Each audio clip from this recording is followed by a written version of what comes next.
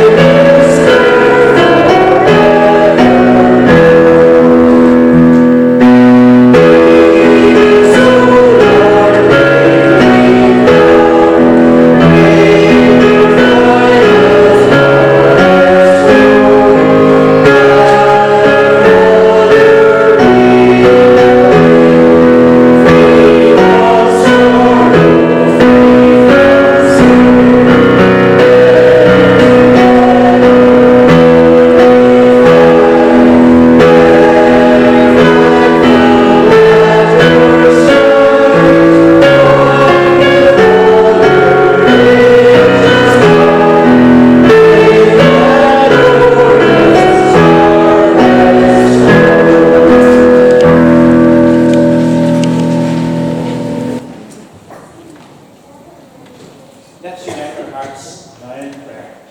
So let's close our eyes and bow our heads. Father God, we look around in the church and we see the beauty of this world. We see the abundance of creation.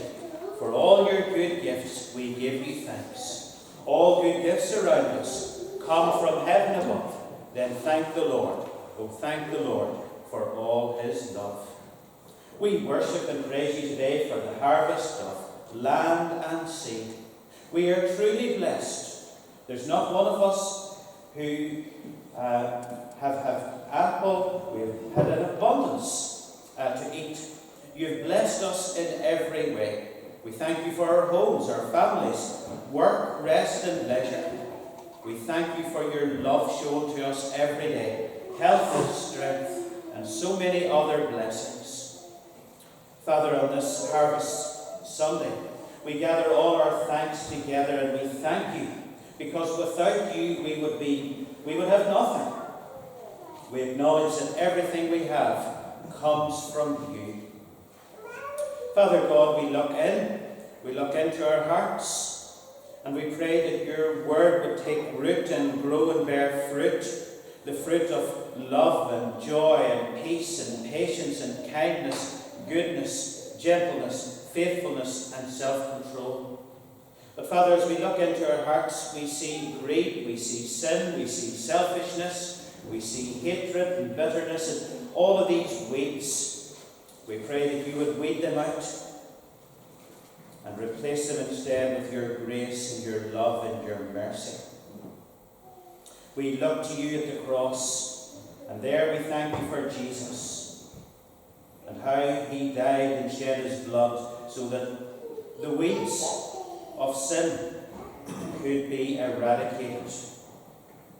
And so may we know the love of Jesus in our hearts. So we look out and we say thank you. We look in and we say, Lord Jesus, be in our hearts. And we look forward to the day when we will be with you in heaven, in that place where there is peace and perfection and abundance. Help us to be your new creations. So accept our praise today and be with us for Jesus' sake. Amen. Amen. Boys and girls, I was going to speak to you, but there's absolutely no room to bring you up to the front of the church today, and there's no, which is a good sign. Maybe we need another building project. No, I don't think so.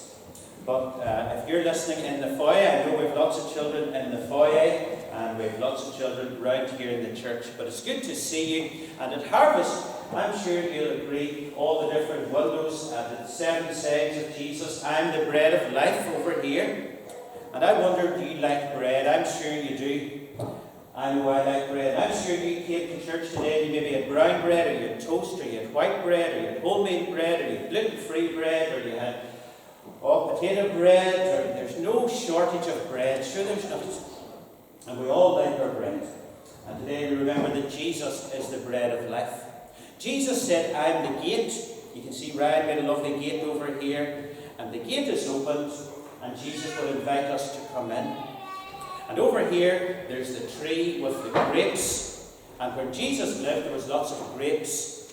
And Jesus said, the grapes have to stay attached, and we must stay close to Jesus. And then at the bottom, I am the way, the truth, and the life. We need to follow Jesus. Jesus said, I am the light of the world. And he is the one who guides us. He is the one who guides us. And then I am the good shepherd. You can see that down here. Jesus is the shepherd who guides us and leads us. And then I am the resurrection and the life, Jesus said. So great displays. Now I was going to speak to you about fruit. Who likes fruit? Hands up if you like fruit. Only 1, 2. Hannah? Yeah, we're getting 3. Yeah. Oranges? You like it? You catch Louisa? Apples? Yes. Pears? Who likes? Yeah. Juicy pear. A plum. Who likes plums? Yeah, I think that's... And over here, does anyone know what this one is? Better not. Who's that? That's better not. What have we here? What kind of fruit is that? Does anybody know? Morris? Mango. Okay. I grew that in the garden this year. Not okay. So mangoes. What have we this side? Bananas. Okay. Says there have better days maybe. You can take them home this evening, whoever wants them. And they can make banana bread. And you can leave it at 3 Mountjoy Avenue tomorrow. Lemons. I can see people sticking out their tongues. The lemons, okay. Coconut. Yeah, plenty of fruit. This one.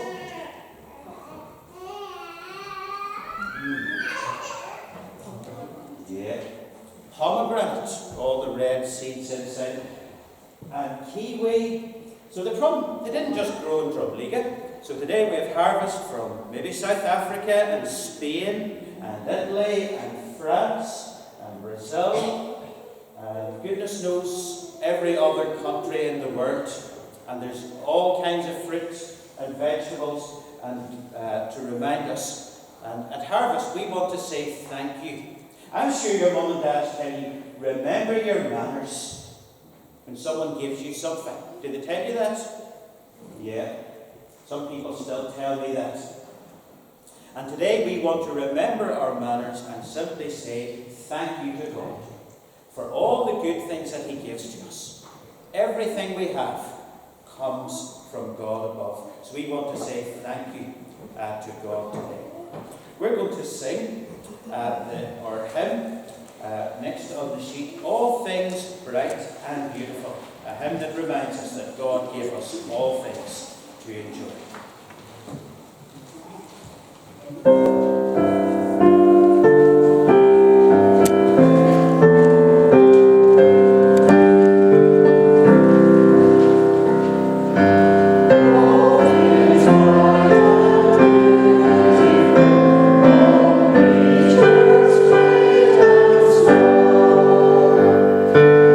All things bright and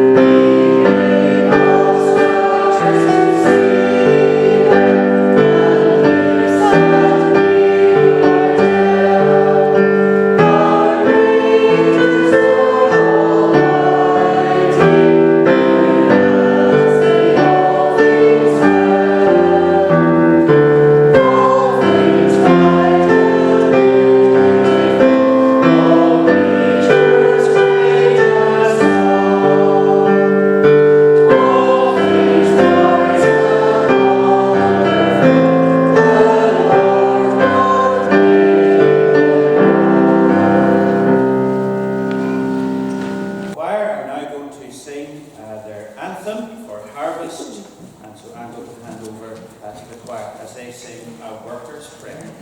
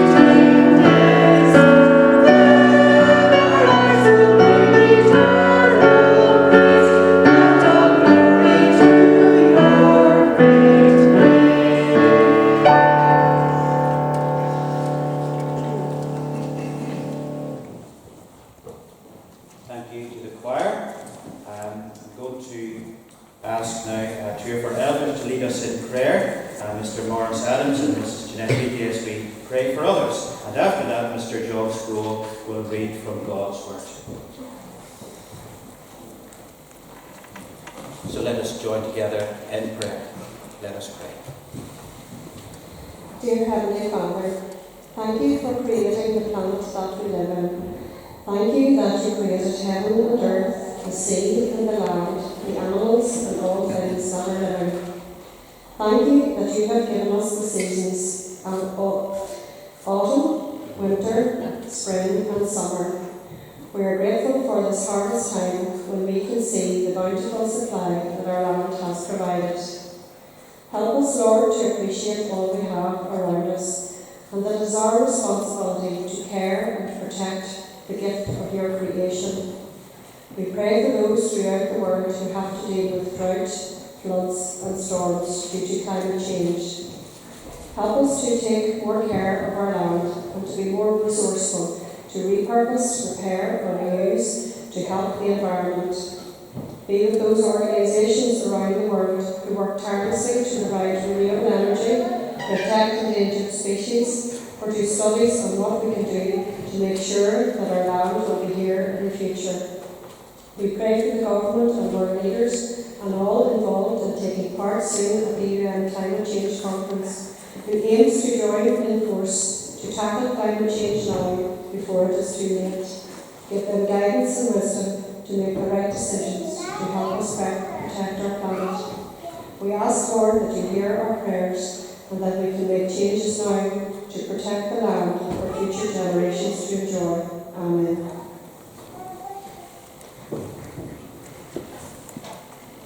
Our God and Heavenly Father, we pray now for the farmers that work the land.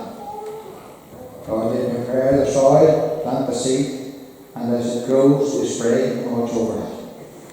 Then the harvest time, they cut and store and sell. And in return, we have the food we eat. The cows and the sheep they feed by day and night, bring in by morning light, and again take out at noonnight. Lord, give them strength and safety for the long and sometimes lonely life they live. Lord, bless also their families, because it is light when they go out and dark when they come in. Lord, we pray for fair prices for what they sell, to make it easy for us to buy. Lord, we pray also for the suppliers to the farmers, that they can also survive in their farming communities, for indeed the farming life starts with them as suppliers. Lord, let us be mindful that you send the rain and the sun to make the seed grow. Let us be all mindful that the soil is yours. We have to look after it. You tell us that the sheep on the hills and the stock in the fields are yours. Lord, in Ecclesiastes 3, verse 1 to 8, you tell us, to everything there is a season, and now is the season for harvest. The fields are ready. God, we thank you for the year of harvest that is now over, for all the good gifts you have bestowed on us, from the weather to health to families. Lord, we pray with thanksgiving today in our hearts for the farmers that work your land. Amen.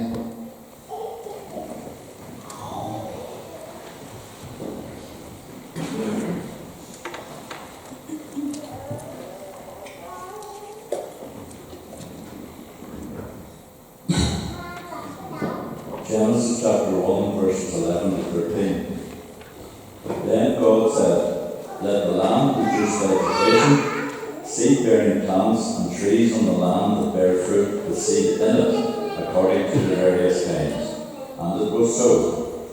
The land produced vegetation, plants bearing seed according to their kinds, and trees bearing fruit with seed in it, according to their kinds. And God saw that it was good. And there was evening and there was morning, the third day. Colossians chapter 1, verse 3. We always thank God, the Father of our Lord Jesus Christ, when we pray for you, because we have heard of your faith in Christ Jesus and of the love you have for all God's people. The faith and love that spring from the hope stored up for you in heaven, and about which you have already heard in the true message of the gospel that has come to you. In the same way, the gospel is bearing fruit and growing throughout the whole world, just as it has been, doing among you since the day you heard it and truly understood God's grace. Revelation chapter 22.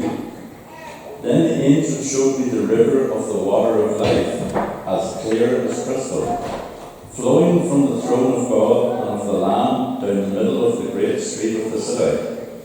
On each side of the river stood the tree of life, bearing 12 crops of fruit, yielding its fruit every month, and the leaves of the tree are for the healing of the nations. No longer will there be any curse. The throne of God and of the Lamb will be in the city, and the servants will serve him.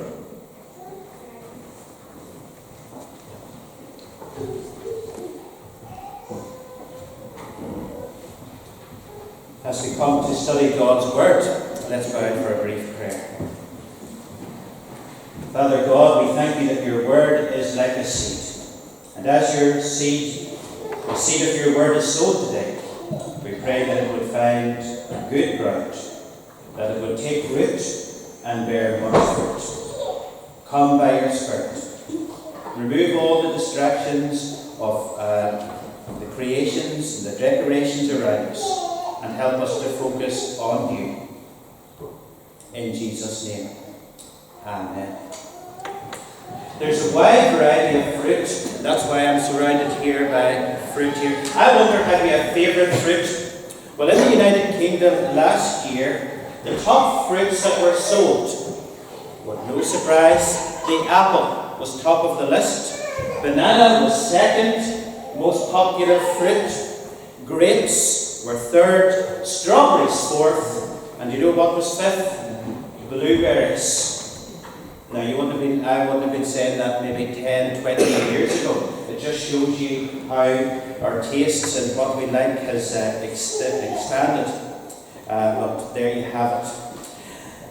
The first reading that John read for us mentioned the first fruit in the Bible. And it is a physical fruit. We don't know if it was apples or oranges or pears, but God said, let's make trees or plants that bear fruit. That's the first fruit that was mentioned in the Bible, a physical fruit. And today we want to thank God for the physical fruits that we enjoy. The apples, the oranges, you name it. But not only that, the bread, the cakes, the meat, the fish, the pork, the chicken, everything that we have. Not only what we eat, but the clothes on our backs.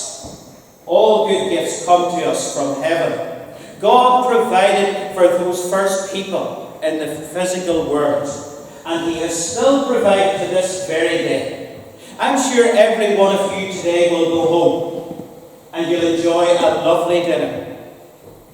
Thank God for that. Because there's people in this world who have got up hungry today and they will go to bed hungry tonight again. And so as we enjoy the good things, may we thank God for the physical harvest. Not only that, look around the world that we live in. We live in a lovely part of the world. And we see the beauty all around us. We see the changing colours on the leaves. We see Bessie Bell. We live in a lovely part of the world. We should thank God for that. And maybe here's a practical thing to do. When you get into bed at night, instead of maybe complaining, you should maybe count out 5 things that you can thank God for that day. Friends, food, a roof over you, work, rest. And so today we want to say thank you that all is gathered in. As I drive around the countryside, the black bales are stacked high. The silos are full. All is safely gathered in. And so we are blessed. Do you know today that you are blessed? That God has blessed you in so many ways. And yet we take it for granted. So today we are called to say thank you. And when you go home today, you eat your dinner, you put on the heat, you run the water, put on the fire, TV, you're truly blessed. So we're blessed in the physical.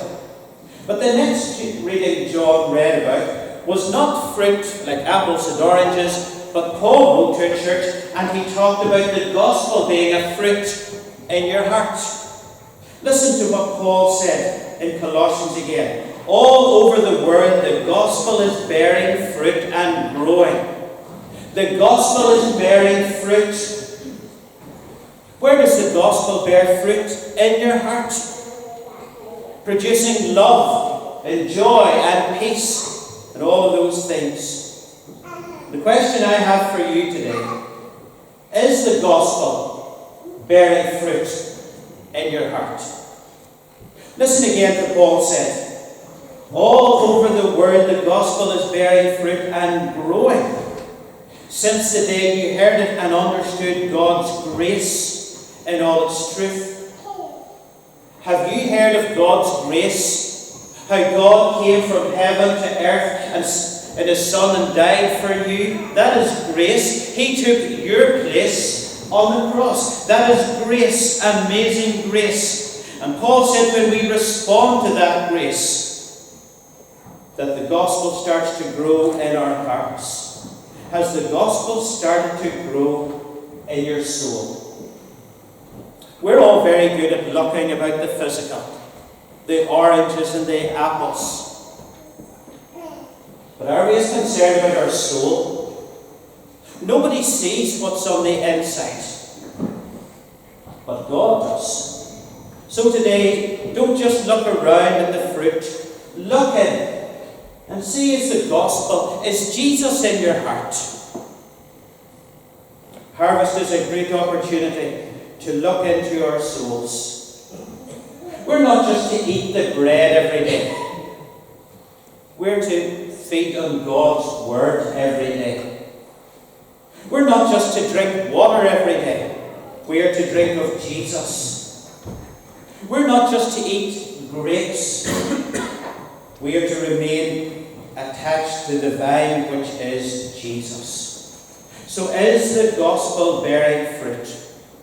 Have you responded to God's grace? And here's another harvest and another opportunity for you to respond to God's grace.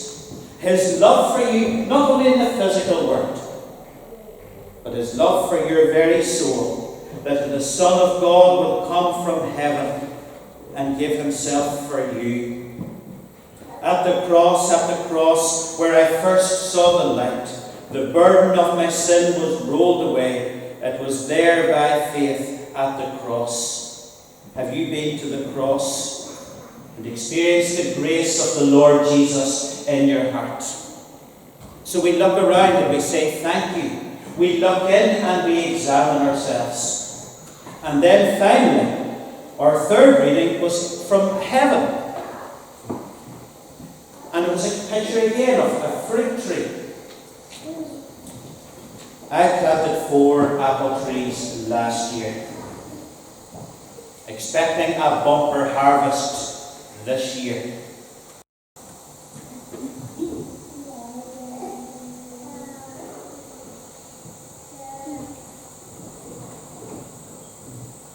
Four apple trees. How many apples did I get this year? Not one miserable apple. There's always next year.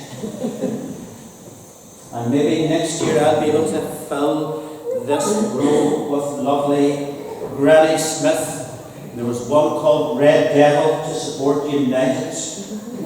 Maybe that's where I went wrong. Not one apple. I looked after them. I cut the hose on them in the hot weather. I kept the disease away. I didn't allow Tom to kick a football near them. Not one apple. Our last reading that John read for us was from Revelation, the last book of the Bible. And what was it about? A tree. It doesn't say there was apples, but it said there was 12 different fruits growing on that one tree. One for every month. It's a picture of abundance. It's a picture of perfection. And that is the picture of heaven. This tree of life with everlasting fruit. One for every month. And it is for those who have trusted in Jesus and where the gospel has started to grow. And there'll be no sin in heaven. There'll be no canker. There'll be no leaf fall or leaf mold. There'll be no maggots. There'll be no sin. There'll only be perfection. Because John, writing in Revelation, said there'll be no curse in heaven. And isn't that a totally different picture from the other tree that we read about in Revelation that Adam and Eve ate from? And everything went, pardon the pun, pear-shaped after that. And here in the last book, in heaven, there's a picture of heaven of fruitfulness, of faithfulness, of foreverness, forever and ever with the Lord Jesus in heaven. So today, 3 fruits. Look around and thank God. Look in and examine your heart. But look forward to one day, like we've been singing at the start of our service, on that final day when the Lord will come and gather all His people, free from sorrow, free from sin. Will you be gathered home to heaven? Or will you be banished to the place where there is weeping and the gnashing of teeth? I trust today that you will invite the Lord into your heart, know His grace, and look forward then to that glorious harvest in heaven, abundance. So look around and say thank you. Look in and examine your heart for gospel growth, and look forward to eternal fruit in heaven. Let's pray. Father God, we do look around and we say thank you for all the good fruits, all the goodness that comes to us from your almighty hand. We thank you. We look into our own hearts, not our husband or our wives or our children or the person in front of us. And maybe, Father, we realise we are not the people we should be. Maybe there's no love in there, or there's no joy, or there's no peace.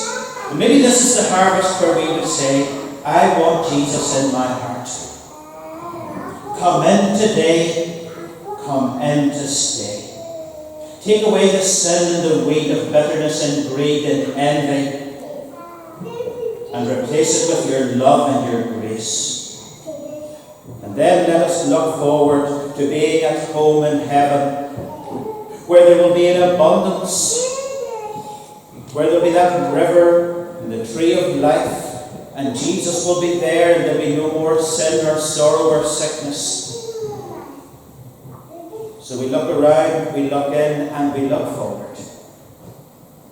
We respond in a moment of silence, in our own way, to your word to us today.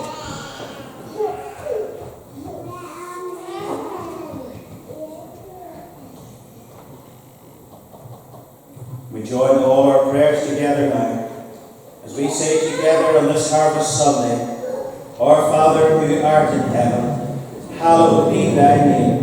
Thy kingdom come, thy will be done on earth as it is in heaven. Give us this day our daily bread, and forgive us our trespasses, as we forgive those who trespass against us. And lead us not into temptation, but deliver us from evil. For thine is the kingdom, the power and the glory, forever and ever. Amen. We bring our service to a close on this Harvest Sunday as we stand to sing the hymn, Almighty God, your word is cast like seed into the ground. And so, to the tune of Amazing Grace, respond to God's word. I would encourage you to sing, not just mutter the words. We are truly blessed people. So let's raise the roof as we sing, and no muttering. Open up wide, shout out, give your mask on, God will hear us. And we'll focus as we respond to God's word. So let's praise God. Almighty God, your word is cast.